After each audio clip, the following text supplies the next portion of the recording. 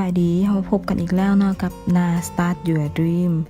สำหรับวิดีโอนี้เนาะนาจะนำเสนอเกี่ยวกับทางลัดในการใส่แท็กซ์แบบง่ายๆและไวที่สุดที่ยูทูบเบอร์ต้องฮู้นะแต่ก่อนที่จะไปเบิ่งวิดีโอเนาะอย่าลืมกดไลค์กดแชร์กด Subscribe วิดีโอของนาช่องของนาให้เด้อท่านรู้สึกบ่ว่าทุกครั้งที่เฮาลงคลิปวิดีโอลงช่อง YouTube ของเฮาเนาะจะเห็นว่าการใส่แท็กเนาะเป็นขั้นตอนหนึ่งที่ว่าต้องเฮ็ดซ้ำๆซากๆเนาะและต้องใช้เวลาในขั้นตอนนั้นค่อนข้างหลายซึ่งเจให้เฮาเสียเวลาไปหลายเนาะในการใส่แท็กเนาะซึ่งแท็กบางแท็กเนาะในวิดีโอของเฮาก็ใส่ซ้ำๆกันเนาะคือกันหลายๆแท็กคือกันเนาะซึ่งเฮาต้องมาพิมพ์เสียเวลาพิมพ์เนาะแท็กนั้นถ้าว่าแท็กวิดีโอของเฮาอยากใส่เป็น100ดิ20 30ดิเฮาต้องมาพิมพ์แบบนั้นเนาะเฮ็ดให้เฮาเสียเวลาหลายเลยฉะนั้นคลิปนี้เนาะน่าจะมาแนะนำวิธีในการใส่แท็กง่ายๆเนาะเพื่อที่จะให้ทานประหยัดเวลาเนาะในการใส่แท็กเนาะประหยัดเวลาขั้นตอนนี้ไปหลายเลยซึ่งเครื่องมือที่จะช่วยในการใส่แท็กของทานเนาะแมนเครื่องมือที่ชื่อว่า vidIQ เนาะหลายคนหลายยูทูบเบอร์อาจจะฮู้เนาะแต่บางยูทูบเบอร์ที่เป็นยูทูบเบอร์ใหม่ๆอาจจะยังบ่ฮู้เครื่องมือของ vidIQ เนาะฉะนั้นมื้อนี้น่าจะไม่แนะนำเครื่องมือนี้กันเลยว่าเครื่องมือนี้มีจุดพิเศษเนาะในการใส่แท็กแนวใดเนาะและในส่วนต่างๆของ vidIQ น่าจะมาสอนอีกบาทหนึ่งเนาะในคลิปต่อๆไปนะว่า vidIQ สามารถเฮ็ดอย่างใดแดมีจุดพิเศษอะไรแดเนาะก่อนอื่นแม่ให้ทานไปดาวน์โหลดเครื่องมือ vidIQ มาก่อนเนาะซึ่งคือเก่าเนาะเครื่องมือนี้เนาะแม่นเครื่องมือที่เป็นส่วนขยายเนาะหรือว่าเป็น extension หนึ่งของเบราว์เซอร์ Chrome นั่นเองของ Google Chrome เนาะฉะนั้น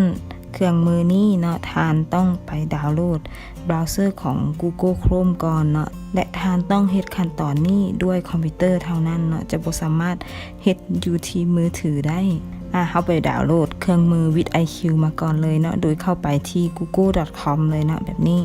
แล้วให้ทานเขียนคำว่า vidIQ เนาะ vidIQ extension เนาะให้ทานเขียนว่า vidIQ Chrome แบบนี้ก็ได้เนาะหลังจากนั้นเนาะให้ทานเลือกตัวนี้เลยเนาะvidIQเนาะ vidIQ Vision for YouTube เนาะตัวนี้เลย vidIQ Vision for YouTube เนาะหรือว่าท่านอาจจะเข้าไปเซิร์ชคำว่าเนาะ extension Chrome ก็ได้เนาะ extension เนาะหรือว่าส่วนขยาย Chrome เนาะแบบนี้เนาะแล้วเข้ามาที่ Chrome Store ตัวนี้เนาะ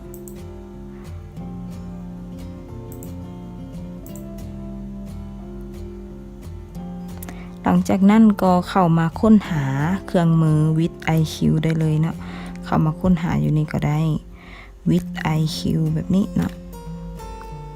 search เนาะแล้วจะเห็นเครื่องมือ vidIQ ตัวนี้เนาะ vidIQ Vision for YouTube เนาะตัวนี้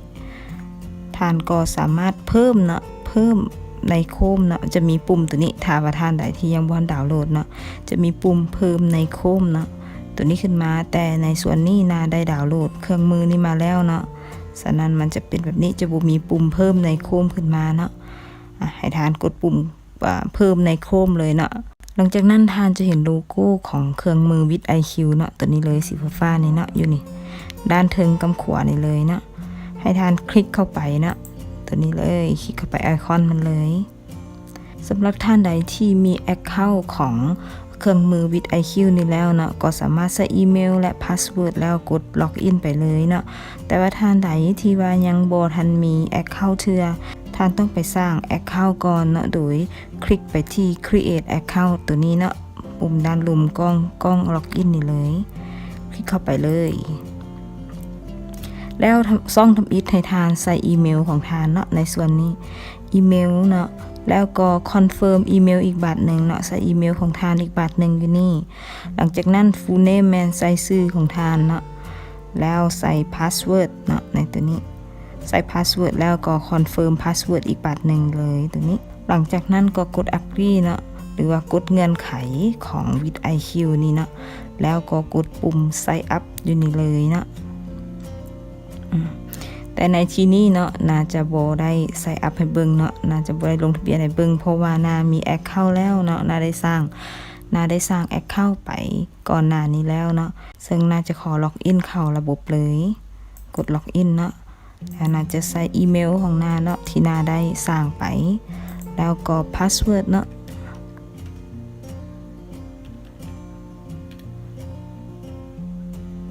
กดล็อกอินไป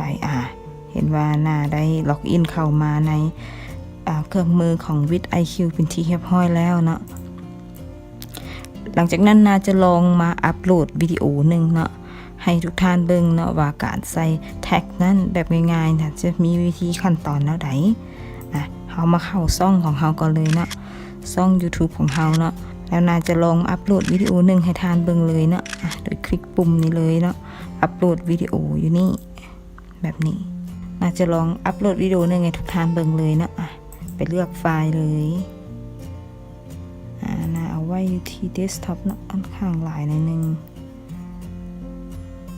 เลือกไฟล์วิดีโอของเราเลยนี่หลังจากนั้นท่านก็ปล่อยให้วิดีโอมันอัปโหลดไปเนาะแล้วเราเบิ่งในส่วนนี้เนาะส่วนนี้จะเป็นชื่อวิดีโอของท่านเนาะท่านก็ใส่ชื่อวิดีโอของท่านไปเลยเนาะถอตัวอย่างแบบนี้เนาะแล้วส่วนนี้ก็จะเป็นคำอธิบายเนาะท่านสามารถไปก๊อปปี้จากคำอธิบายจากวิดีโอเก่าของท่านเนาะหรือว่าท่านจะเขียนคำอธิบายสั้นๆอย่างเกี่ยวกับวิดีโอตัวนี้ก็ได้เนาะน่าจะลองตัวอย่างให้เบิ่งเนาะตัวอย่างแบบนี้และนี่ก็จะเป็นบอนที่ใส่แท็กเนาะเวลาที่เราจะใส่แท็กเนาะเราจะเขียนแท็กเนาะหรือว่าคีย์เวิร์ดเนาะที่เราจะใส่เกี่ยวกับวิดีโอนั้นเนาะเช่นว่าตัวนี้น่าแมนคลิปเต้นเนาะอาจจะเขียนว่าเต้นแบบนี้เนาะแล้วท่านก็กด enter ไปเนาะแบบนี้จะเอิ้นว่าเป็นคีย์เวิร์ดหนึ่งเนาะท่านใส่อีกเนาะเด็กน้อยเนาะแบบนี้สมมุติใส่แท็กตัวนี้ไปเนาะแบบนี้ใส่แท็กอื่นๆไปเนาะลิ้นนะสมมติแบบนี้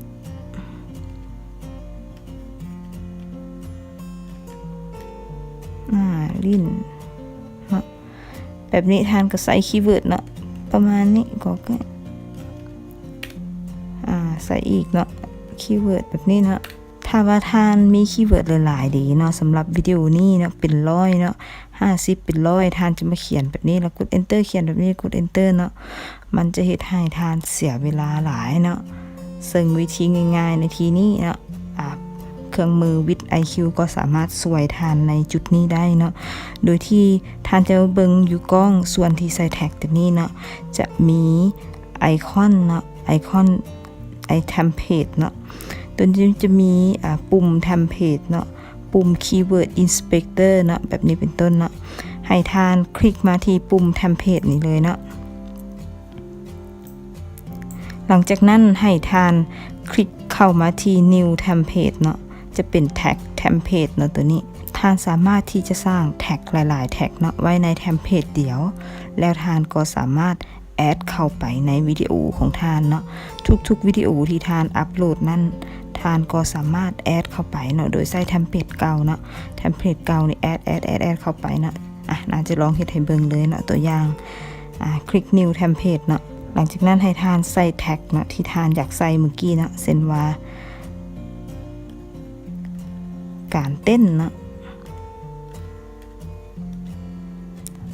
สมมุติว่า start your dream สิเนาะเป็นชื่อช่องของนาเนาะ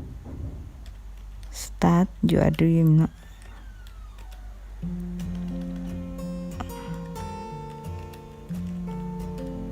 ท่านกด enter แล้วแท็กมันก็จะขึ้นมาในจุดนี้เนาะให้ท่านใส่อีกเนาะหน้าเนาะชื่อของหน้าอีกเนาะหน้าแบบนี้เนาะเด็กเนาะแบบนี้มวนซื่นเนาะสมมติได้อันนี้ได้ยกตัวอย่างมวนซื่นเนาะหรือว่าใส่เติมอีกแท็กหนึ่งเนาะว่าแม่เนาะแม่เต้นมาเต้นน้ำกันแบบนี้เนาะ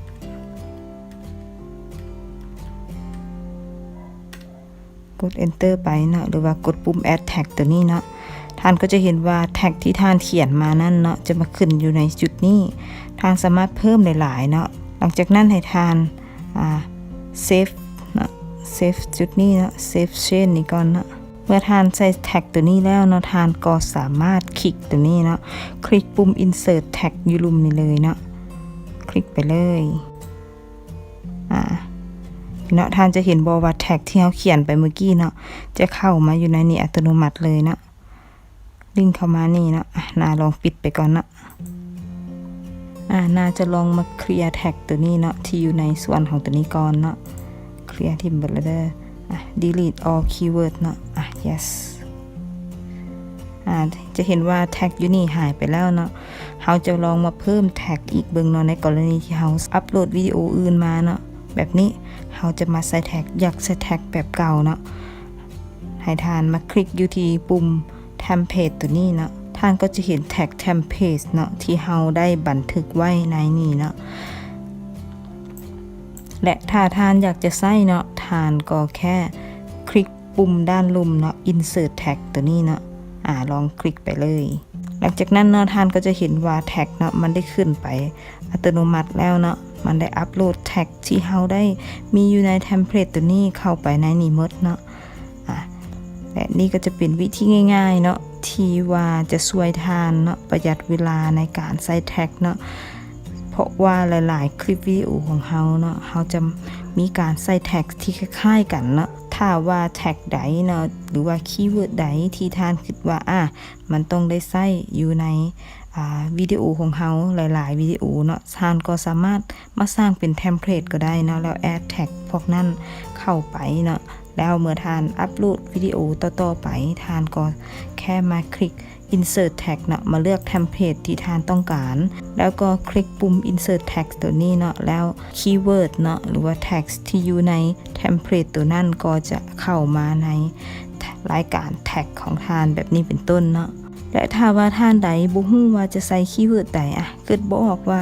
วิดีโอของเราจะใส่คีย์เวิร์ดใด vidIQ ก็สามารถช่วยท่านได้ในส่วนนี้เนาะให้ท่านกดเข้ามาที่ปุ่ม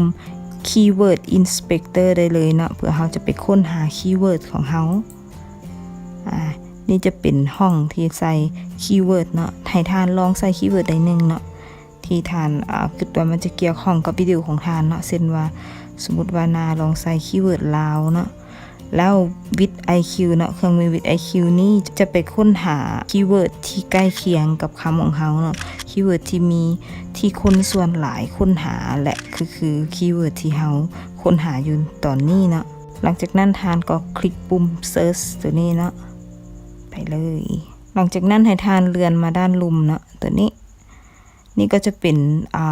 คีย์เวิร์ดที่เกี่ยวข้องเนาะกับคำว่าลาวตัวนี้เนาะซึ่งว่าส่วนคนส่วนหลายเนาะมักค้นหาอยู่ใน YouTube ก็จะค้นหาอย่างแน่เนาะซึ่งจะเป็นบทฟ้อนบ่เพลงลาวบ่ภาษาอังกฤษลาวบ่เพลงลาวแบบนี้เนาะอันนี้จะเป็นคีย์เวิร์ดใกล้เคียงเนาะที่ว่า YouTube แนะนำเฮาปานามาบ่เพลงลาวเนาะอย่าวางเนาะลำตังหวายนะเพลงลาวใหม่ล่าสุดแบบนี้งามเมืองลาวเนาะรัฐบาลสปปลาวแบบนี้เนาะประมาณนี้ท่านก็สามารถเลือกคีย์เวิร์ดเนาะที่ว่าอยู่ในคีย์เวิร์ดที่ว่าทาง vidIQ แนะนำเนาะท่านก็สามารถเลือกเอาคีย์เวิร์ดเหล่านี้ไปใส่ในแท็กสำหรับวิดีโอของท่านได้นะนี่จะเป็นตัวอย่างเนาะตัวอย่างที่นานำเอามาให้ทุกท่านเบิ่งเนาะถ้าว่าท่านใดที่ว่าบ่ฮู้ว่าจะใช้คีย์เวิร์ดหยังท่านก็สามารถไปค้นหาเบิ่งเนาะว่าคีย์เวิร์ดที่เกี่ยวข้องมันมีคำศัพท์ใดๆเนาะมันมีแท็กใดๆท่านก็สามารถนำมาแล้วมาเขียนใส่ในแท็กส่วนนี้ได้เนาะหรือว่าท่านใดที่ฮู้แล้วก็สามารถสร้างเป็นเทมเพลตไว้เนาะเพื่อที่จะไปใส่ในวิดีโอต่อๆไปเพื่อให้ท่านประหยัดเวลาในการใส่แท็กเนาะมาฮอดนี่เนาะวิดีโอในการสาธิตการใส่แท็กแบบง่ายๆและไวที่สุดที่ยูทูบเบอร์ต้องฮู้เนาะก็หมดลงแล้ว